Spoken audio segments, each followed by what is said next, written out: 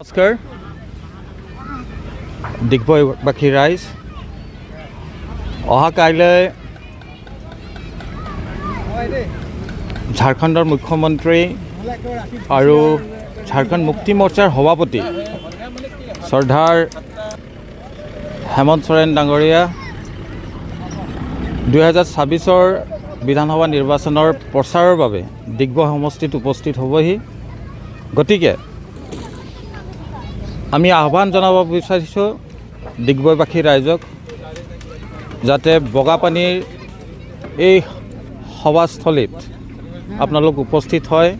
আৰু আমাৰ প্ৰিয় আদিবাসী নেতা শ্ৰদ্ধাৰ সোৰেন ডাঙৰীয়াক আপোনালোক আদৰণি জনাই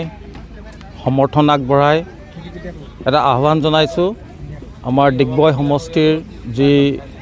প্ৰচাৰ সমিতি আছে তাৰ যোগেদি। গতিকে আগন্তুক 2026 নিৰ্বাচনৰ ডিগবৈ সমষ্টিৰ প্ৰাৰ্থী হিচাপে ঝাৰখণ্ড মুক্তি মৰ্চাৰ আমি সকলো জাতি জনগোষ্ঠী ভাষা ভাষী নিৰ্বিশেষে আমি সকলোকে অহা কাইলৈৰ সভাত নিমন্ত্ৰণ জনাইছোঁ, নিমন্ত্ৰণী শৰাই আগবঢ়াইছোঁ যাতে এই ঝাৰখণ্ড মুক্তি মৰ্চাৰ যিটো ইনিচিয়েটিভ যিটো পদক্ষেপ ৰাজনৈতিকভাৱে এই সমাজটোক লগতে আমাৰ এই শ্ৰমজীৱী কৃষিজীৱী লোকসকলক ৰাজনৈতিকভাৱে শক্তিশালী কৰিবৰ কাৰণে তেখেতে যিটো এটা পদক্ষেপ লৈছে তাৰ কাৰণে তেখেতসকলক ধন্যবাদ জনাইছোঁ আৰু আমি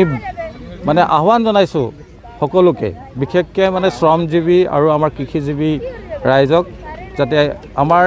ঝাৰখণ্ড মুক্তি মৰ্চাৰ যিটো ইনিচিয়েটিভ যিটো পদক্ষেপ আপোনালোক আদৰণি জনায়। আপোনাৰ প্ৰচাৰ কেনেকুৱা চলিছে, কি আশা কৰি আছে যে ফলাফল কেনেকুৱা হ'বগৈ, ৰাইজৰ সঁহাৰিটো কেনেকুৱা পাই আছে? ৰাইজৰ বিপুল সঁহাৰি পাইছোঁ আৰু আমি অকল আমাৰ বাগিচা অঞ্চলতে নহয় গাঁৱতো পাইছোঁ আৰু আমাৰ